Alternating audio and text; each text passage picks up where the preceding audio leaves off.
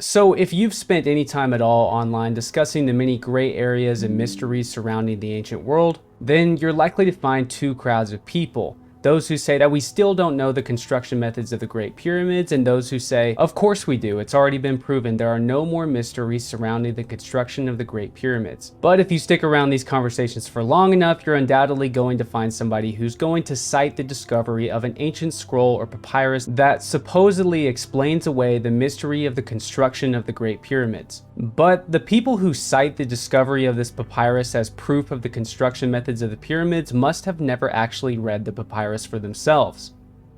So in 2013, in a man-made cave near Wadi Al-Jard, Egypt, off the coast of the Red Sea, the oldest known papyrus of the ancient world was discovered.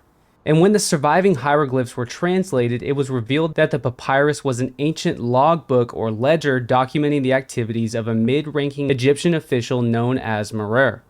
And so the collection of papyri are now known as Merer's diary.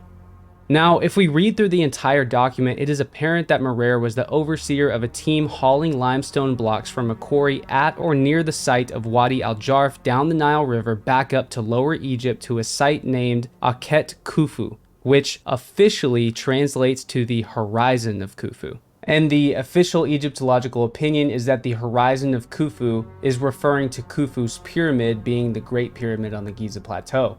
However, there are discrepancies within this translation. Many scholars believe that the word Akhet may not have been associated with the word horizon until roughly 150 to 200 years after the time of Khufu. Furthermore, some researchers and scholars actually have reason to believe that Akhet Khufu may actually be referring to the Palace of Khufu. Now, no Palace of Khufu has ever been found, although there is much evidence to suggest that Khufu certainly did live at Giza at least part-time. And although there have been ongoing investigations to potentially locate this palace that Khufu, Khafre, and Menkaure may have once lived in, the likelihood is that it was either dismantled to be used in the construction of the now surrounding city of Cairo, or it is buried beneath the outskirts of the city entirely.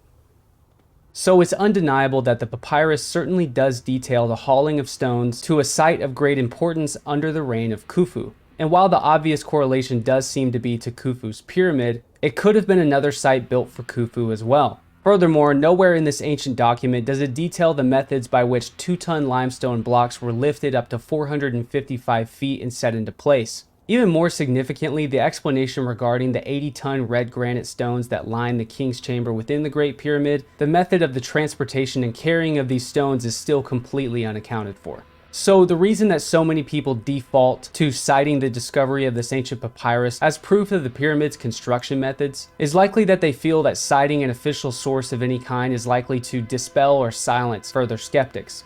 And I'm not sure why some people want to further minimize or deny the incredible remaining mysteries surrounding Egypt's obviously lost technologies. But to use the discovery of this ancient papyrus as an explanation for how the pyramids were constructed is just a lazy and uninformed argument that seriously hurts the credibility of those who wish to dispel the skeptics. So where do I fall in all of this? I've spent a lot of time studying the different aspects and different opinions regarding ancient Egypt.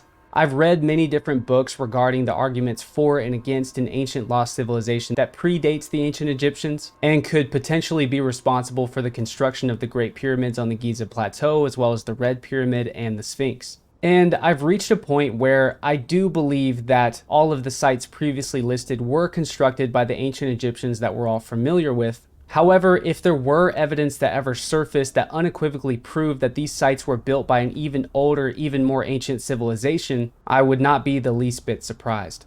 I find it incredibly mysterious that there are absolutely no hieroglyphs at Giza giving any credit to the builders or rulers during the time of the construction of the Sphinx as well as the construction of the Great Pyramids, of which these pyramids were built by 3 different rulers.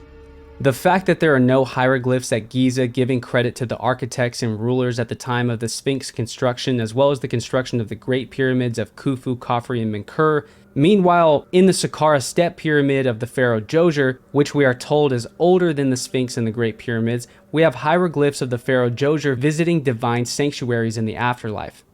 I would venture to say that there are undeniable timeline issues within the chronological Egyptological narrative, and I wouldn't be the least bit surprised if new evidence eventually arose that revealed that the order in which we thought that many of these sites were constructed has been completely wrong. Or even more significantly, if these hieroglyphicless monuments built within ancient Egypt were actually constructed by an even more ancient civilization. I don't deny that a civilization like Zep Tepi or Atlantis could have existed, but I don't lean towards attributing these monuments to those civilizations. However, again, if new evidence arose, I would not be surprised. Please let me know what you guys think in the comments below, and consider supporting the channel over at Patreon, where you can get access to all kinds of exclusive content. Please like, subscribe, and turn on the notification bell to learn more about ancient lost civilizations, ancient lost technology, and ancient mysteries. I'm Luke Caverns, and I'll catch you all next time.